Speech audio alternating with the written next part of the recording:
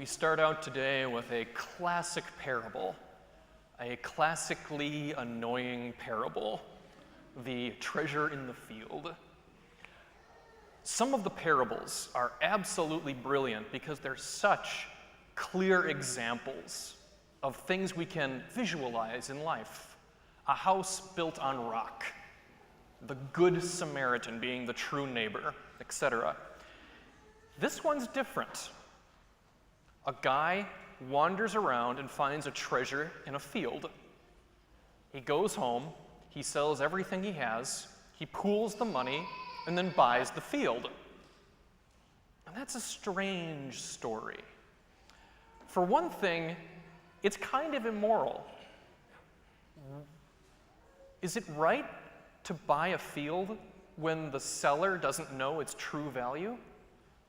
I don't think Jesus is telling us to swindle our business partners. And the other thing is, who would do this?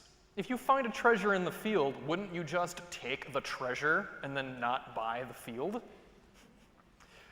These are okay things to think, because they remind us of an important fact.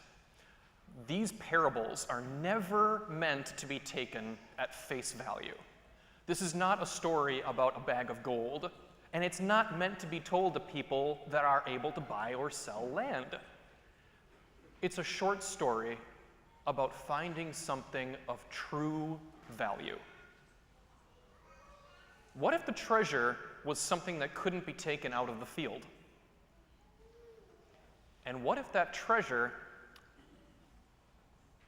had value not expressible in terms of money, if it's valuable in some other way? Well, then the main character kind of makes more sense. If you can't buy it with money, then it makes sense to get rid of all your money and do all that you can to have that treasure. So what is it? What is the treasure in the field? I'll give you a few clues. It's what the first reading today was all about. It's one word, starts with W, and the Greek word is Sophia. The treasure is wisdom. That's what it's really about. Wisdom cannot be bought with money. It has value all on its own, and you can find it anywhere. All the parables today were about the kingdom of God, and the kingdom of God will always be linked with wisdom. Okay? And anyone that has wisdom has some connection with God, whether they admit it or not. Now, wisdom is a difficult thing to define or describe. It's elusive, it's its own thing.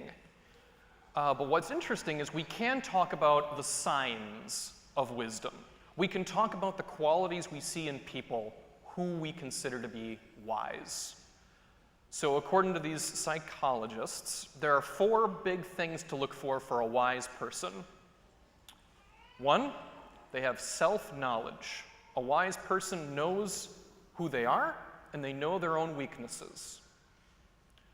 2, a wise person is sincere and direct with other people.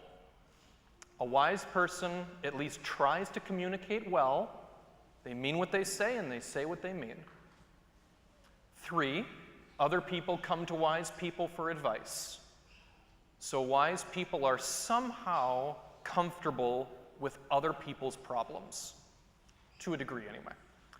And the 4th one, the more complicated one, a wise person's actions are consistent with their ethical beliefs. That's a big deal for me.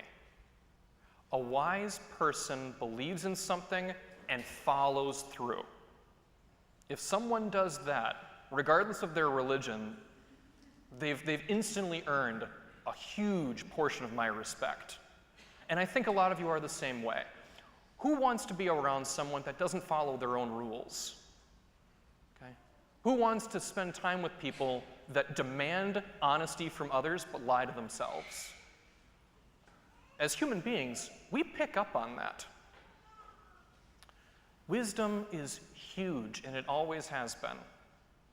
And in the Bible, what's interesting is Wisdom is one of the few parts of our faith that really securely gets a feminine quality. In the book of Proverbs, wisdom is personified, it's presented as if it's a person, as Lady Wisdom. And I'm fine with that. I'm just fine with wisdom being a feminine quality. And I can't talk to you about the difference between men and women. I'm not going to talk to you about neuroscience or anything, but I am going to give you an example of the difference between men and women that I've experienced in my life.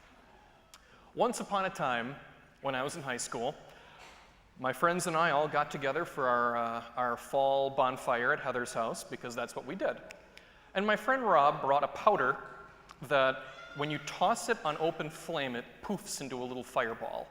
No, I'm not telling you what that powder was. And so we spent a good hour just kind of, playing with this powder stuff. And then I had a great idea. Hey, it would be so cool if we all took some of that powder and threw it on the fire at the same time. I swear to you, I'm not exaggerating what happened next. All the boys said, "That is awesome, let's do this!" And all the girls took 3 steps back from the fire. Not a single exception. Some of you have an idea of how the story is going to end. So we get in position, and Heather wanted to take a picture of my terrible idea. And this was back in the late 90s, and digital cameras were still very new. And they had this agonizing, 2-second delay between pushing the button and actually taking the picture. And so Heather didn't get a picture of us tossing the powder.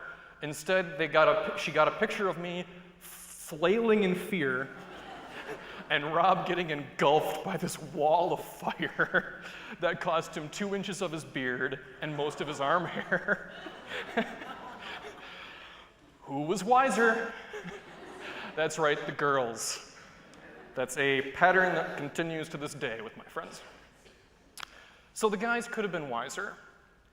If we just thought about what we were doing for a second, our common sense would have kicked in. Hey, this might not be as safe as we think it might be. Definitely room for improvement. Here's my question to all of you. Could the girls have been wiser? I think so. Because the girls didn't warn us. Remember sign number 2 of wisdom? A wise person is sincere and direct with other people. That means correcting error, especially when that error could be dangerous. And I'm not saying that as if this was the girls' fault at the bonfire, not at all. I'm saying this to get back to the gospel. As we all grow and learn as people, we also grow in wisdom. All of us can grow in wisdom. None of us have enough wisdom. And striving for that greater wisdom is always a noble task.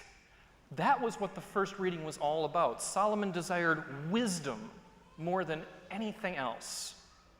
That's why the guy in the parable sold all he could for that treasure in the field, because it's that important. And it's not an object, it's not a resource, it's not something that can be defined with money. It's wisdom. And the parable is still a very difficult thing to swallow. But that treasure is still very real. And the parable reminds us of what's important in life: love, friendship, peace, wisdom, things that are not static, unchanging things. They're dynamic. They're elusive. They grow with us. So how might you grow in wisdom today?